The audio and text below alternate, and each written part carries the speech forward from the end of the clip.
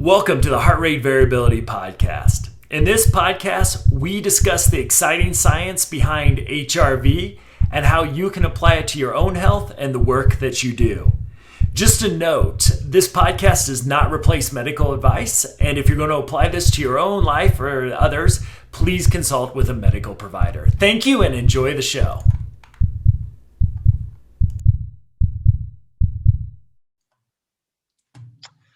Hello, everybody, and welcome again to another episode of the Heart Rate Variability Podcast. Jeff Summers here, co-founder of Optimal HRV, with my fellow co-founder and partner in crime, Matt Bennett. Hey, Jeff. Matt, how are you? I'm happy to be here with you. You're a little stressed these days. I am stressed these days. Yeah, so we'll talk a little bit about that on this episode. That's right. Yeah. I mean, last week we kind of talked to the return to quote unquote normal and the impact that was going to have for folks. And I think we'll continue that discussion at some point. But I think it was a little bit more timely to kind of show people what this process is looking like. And we're going to get a little personal today for you, Matt. Yes. And I think that's okay. I think it's good to sort of highlight to everybody how things in your life can affect heart rate variability. And you've had a lot of different things going on in your life. So I think it's going to be really good for people to see the, just variation to which, you can see your scores coming in and learn about what you can attribute them to, and maybe some surprises in terms of how you expected your HRV to react to certain things, and it didn't always do that. Absolutely. And really, I just thought it was important. We talked about on the last episode how we could use, and we talked a lot, actually, we talked a little bit about HRV at the end, about looking at recovering, looking at how we've created a balance to this very stressful time that we've gone through the last 13 or so months. And really, at the very end of that, we talked about, HRV helps you really measure as we transition. And that was really what we were talking about at the time. As we transition, even though transitions may be positive, is a lot of us have really adjusted to this sort of new normal. I know, Jeff, you and I, who are usually on airplanes 3 or so times a month, and that might be a slow one for us. I don't know what it's like to be on an airplane anymore. Like, I don't know. I don't. Like, I think you go to the airport, that's kind of like, we were joking. It's like Denver airport, there's been a bunch of construction, and I-70 where we take to get there has been a bunch of construction. I've not been anywhere close to that, for the first time since I've really been in Colorado forever. And of course you had to tell me there's still all kinds of construction and I'll never know any difference. Yeah, it's like it never happened. Yeah. Nothing's changed in a year. I'm not quite sure how, but yeah. Hence what seems to be happening at DIA construction wise. So exactly. Yes, not everything runs smoothly. So I thought I'd just take a little bit of time today. And if you're listening to this, I'll try to do the best I can verbally to talk about what's on the screen. But I want to share my screen a little bit because, I listened to pretty much all the HRV podcasts out there. And most of the other HRV podcasts, and we do this as well, talk about sort of stuff around HRV as well. We've tried to make this a little bit more specific on heart rate variability. But one of the things with those podcasts that I just have to chuckle about, and one of my favorite ones, I listen to them all. I've listened to all episodes of them. So if you are like me and just a nerd about this stuff and know the podcast I'm talking about, just so you know, I've listened to every episode of this podcast. I'll continue to. I learn from it. I like it. But I had to just chuckle as they had this business guy, billionaire, CEO on, who just ran his first marathon a couple years back and got a 2 hour and 35 minutes. And I'm like, who are these people? Like, my other favorite one is they dropped this Navy SEAL 20 miles out in the ocean with a 50-pound weight on his back, swam in, and then ran to like San Francisco from San Diego. I'm like, this like you need to like have an asterisk of like, this person is a superhuman who doesn't really represent most of us. And Most of us is right. one of the things you don't hear a lot about those shows is what stress does to the rest of us. And I get it, if you have a guest, you're not going to talk about their burnout because that's pretty boring. But I've got some interesting data, and I think it's important to show one of the things that while we really wanted to help, people maybe that are in the helping and healing services, track post-traumatic growth or track the effectiveness of medical interventions and other interventions, resources, those sort of things. What we realized we were also creating was a really great way to help professionals in the fields that burn out pretty much more than any other professions. When we talk about healthcare, social services, education, criminal justice, that's 1 through 7 right there. How we use heart rate variability. Again, if you're just joining us, heart rate variability very simply represents our ability to handle or recover from stress.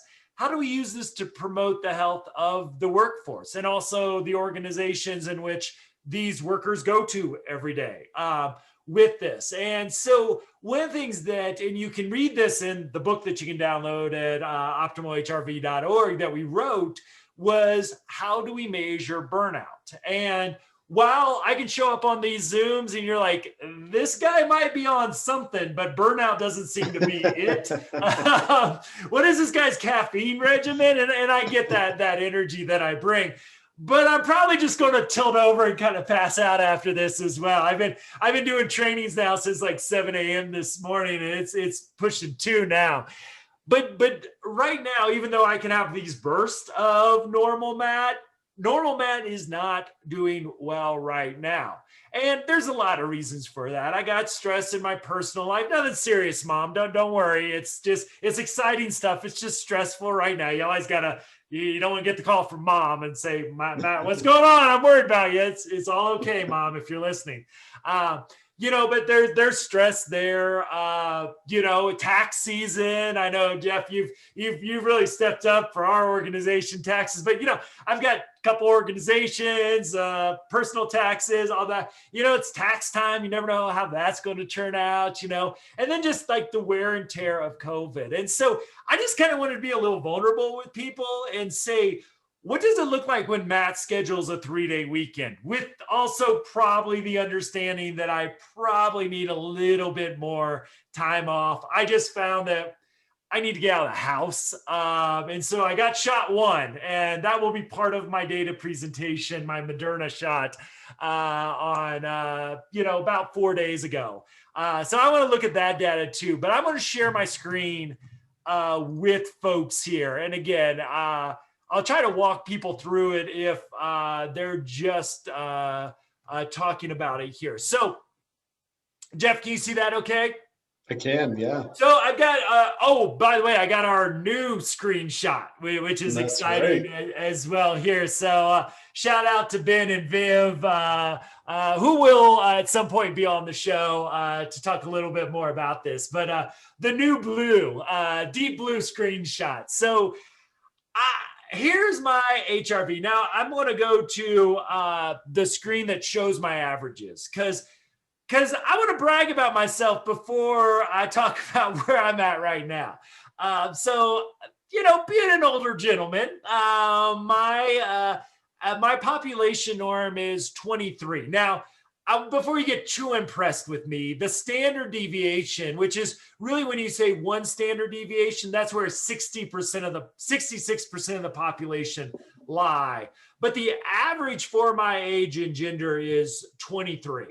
Now, again, standard deviation, I'm not that great, but I'm a guy who trains on self-care. I've shared my self-care strategies on this podcast many times. I drink that god-awful shake that somehow has sort of gotten famous, more so than I am. That shake needs a Twitter account, Jeff. We need to talk to our marketing department working on getting that shake a Twitter account. There you go. Yeah, but if you look at this, my all-time average is 62. So, hey, let's step back and pat myself on the back a little bit. I'm way outperforming. In fact, I'm 2 standard deviations above the norm. In other words, I'm very healthy for my age and gender. I'll knock on some wood because that's not the current trend. However, now let's look at recent month. My last month average, which, like I said, I'm just going to admit I'm struggling. I'm managing a lot of things, got a lot of stress, probably been dealing with that for too long without a significant break. So you look at like my last month's reading is 58 versus the 62. Now, it may not sound like a lot, and in reality, it's not. But when you start to talk about, I take a reading at least every morning, that 30 readings is significantly lower, probably about 7% lower than my all-time average. That to me, Jeff, it's a warning. It's like, dude, you need to sort of pay attention to where you are at. Now, my last week is at 51. So now my last week, which is rare for me, I'm solidly in the yellow. I'm in the warning zone, not necessarily the scary zone yet, but now I'm 20 points below my all-time average. Now I'm still almost double my population norm, but I want to, as we've talked about in this podcast over and over again, if you're going to pay attention to the one thing, it's your own all-time average. You know, I can feel good if I need a little dopamine boost to think about population norms. But here I am 51 versus 62. That's telling you that, you know, my last 7 days reading, and you don't have to look all except for the next box, is I had a really good reading a couple of days ago to get a 99. Like, so that 51 includes the 99, which is not my typical, as I'll show you in a second, my last week. So that 51 is a little bit artificially high because something happened with me in the Moderna shot, which we'll talk about here in a second. But I'm not doing well. Like, and I think what does heart rate variability do for maybe the guy who will never run a 2 hour and 35-minute marathon? It just won't happen. Like, you may say, well, you just got to work hard enough, Matt. It's like, nope. Biologically speaking, the 18-year-old Matt could not have ever run that. You know, that's just being realistic. Like, I want to see 6'7" Matt running that pace for that distance. That would be fantastic. Yeah, that is like 3 times my marathon kind of level speed, if there is such a thing. There's no interest in doing that either. But hey, you know, good for superhuman beings on other podcasts. So again, if we look at this, here's a human being in front of you. Yeah, started an HRV company, doing blah, blah, blah, training on self-care even.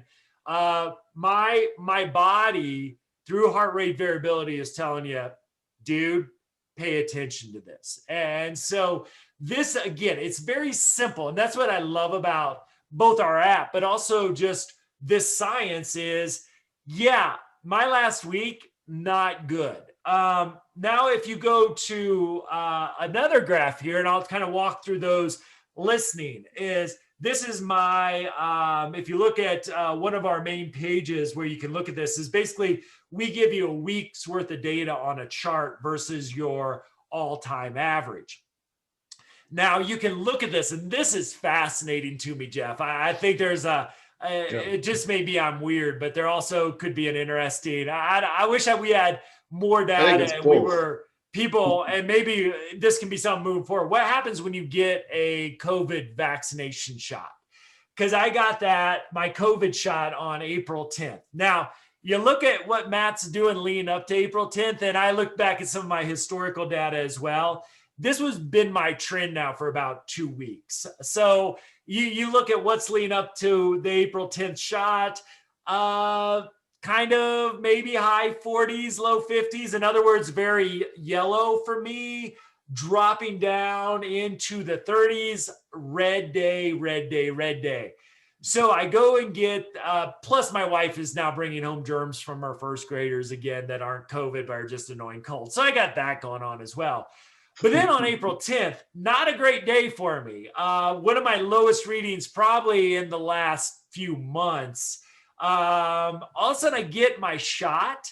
I feel terrible. In fact, I start to get like a headache and low grade headache, low grade nausea. Didn't throw up or anything because our listeners will want to know that, I'm sure.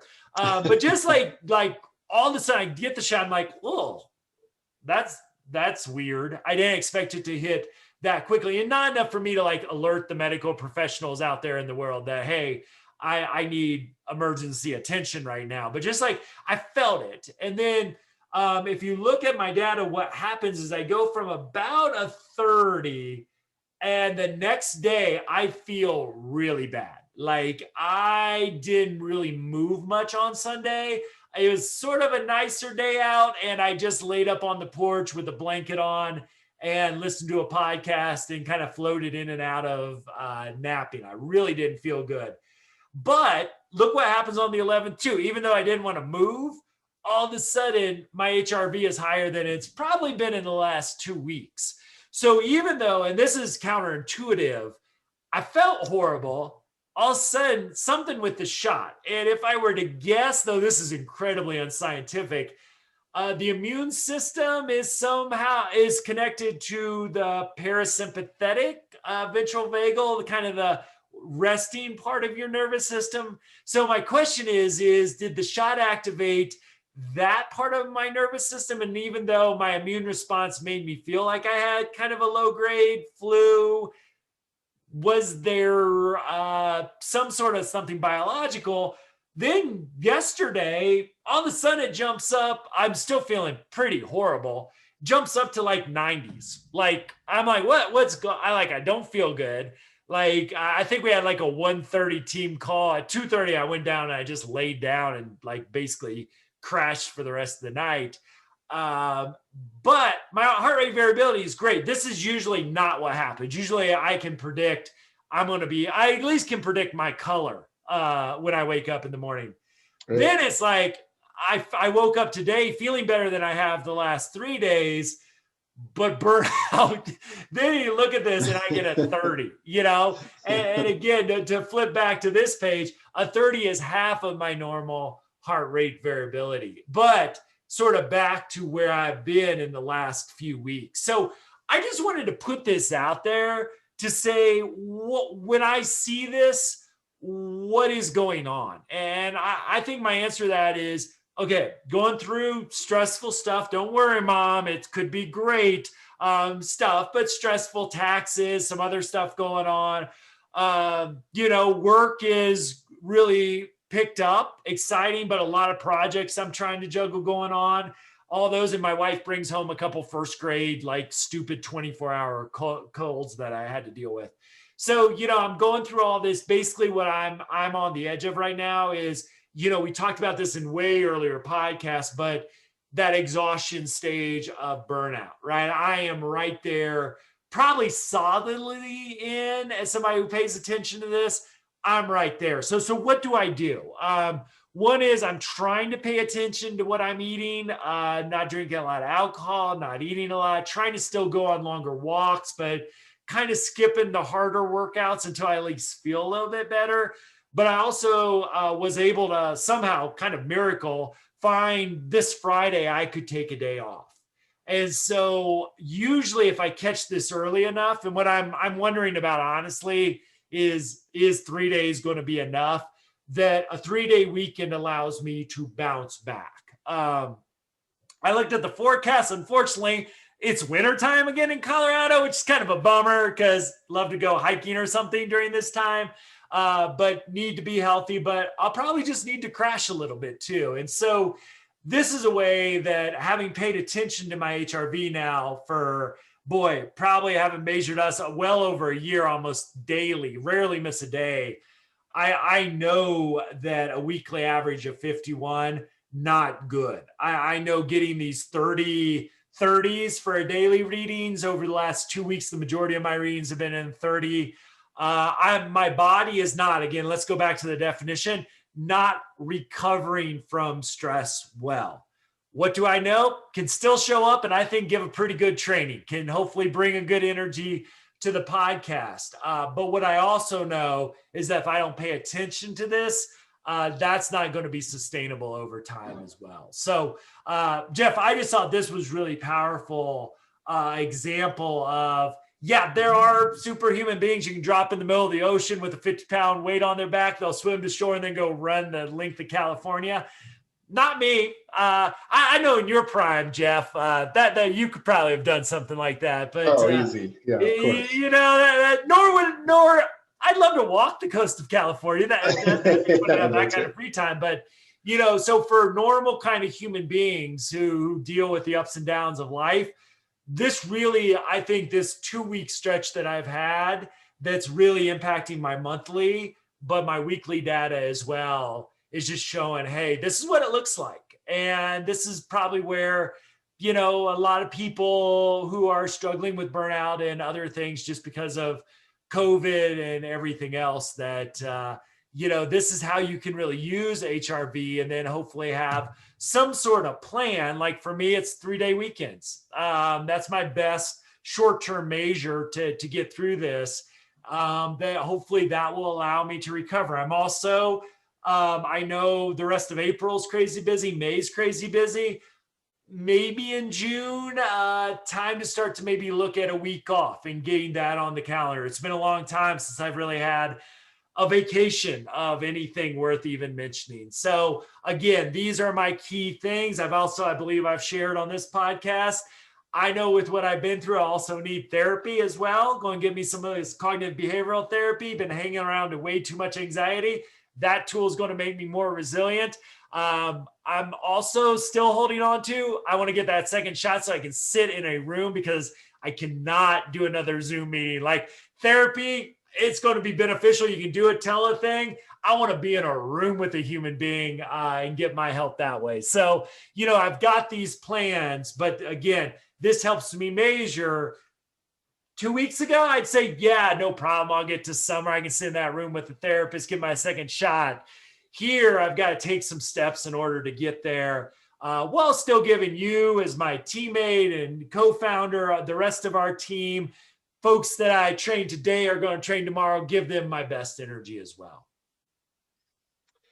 Yeah, I think it's a great example of sort of real life application, and you sort of, we talked about this stuff so much, and sort of using these numbers and giving some really interesting examples, especially the dichotomy of the vaccination and what you expected it to do versus what it actually did. I think just helps people understand that, number one, you got to be looking at trends, and there's going to be, weird readings that are going to happen, both high and low, that, like you said, you wake up, but I'm the same way. I think I know what it's going to be, but and most of the time it is. Yeah. But every once in a while, that's not the case. And the fact that the data's trended and is something that you can sort of normalize becomes really important. And when you told me the story about this earlier in the week, I thought it was really interesting. So I'm glad it was a topic of the podcast today. Yeah, it goes back to like this in or study of one. I mean, that's what is fascinating. Yeah, hey, if we had a whole organization, if we had a whole patient population, we had a whole team, a whole gym, we're doing a really exciting study that we'll, I'm sure, talk about at some point. You using the app is, you can look at that accumulative data and just get such a rich amount of information. But the other great thing too is, I have questions like, why did the vaccination make me feel like I had COVID, a milder form of, like, I got hit pretty hard for the first shot. Like I knew the second shot, but hey, come on. And you got hit right away. Exactly. And I think honestly, weirdly, it's probably like, I have a pretty healthy immune system. So it reacted pretty powerfully to the vaccination being introduced. So maybe a really good parasympathetic reaction, but it's really the first time where I took my score and I'm like a 6, not a 90. It just like was so different. And like, I'm interested now because I have the N of 1 and I've got the historical data to say, okay, here's my first vaccination. What's the second one going to look like? Right. Even though I feel horrible, do I really have the energy to go do things more than I thought I should? Am I going to crash more? And so again, we can have these N's of 1. And like I said, it's one of the best early warning systems. We've talked about how drops in COVID don't diagnose, but can predict like 9 out of the 10 leading causes of death. And I think that while that's the extreme example of this, it also can say, hey, Matt, you are in exhaustion stage. And okay, time to get out that self-care plan. When you're there, what do you do? And, my number one thing I found, 3-day weekend, that extra day is almost magical in some way. And probably to look down the road, and say, hey, when can I get that week off? I'm overdue for that, need that, have that second shot, be able to actually do things on vacation instead of just play Xbox, which is healthy for the first 3 days, but then gets pretty dysfunctional after that. So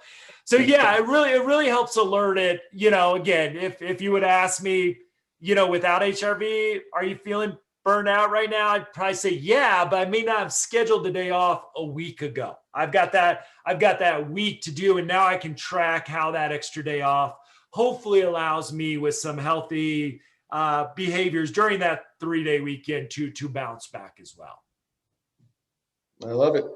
Well, definitely a different topic for today, but I think it's very, very topical and probably very interesting for folks who are trying to figure out exactly how do you incorporate this in your day-to-day life. And yeah, just for people, again, to know that there's going to be wild deviations, but, really paying attention to the trends and understanding what a week and a month average and those kinds of things, how they can help eliminate burnout and, plan for, help you create that self-care and know when to implement it and all of that kind of stuff.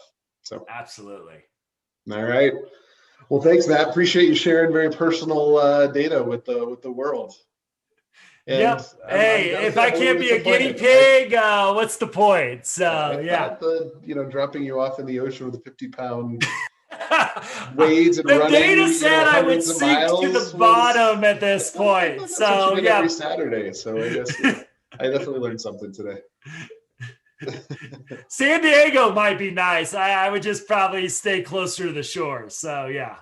There you go. Exactly.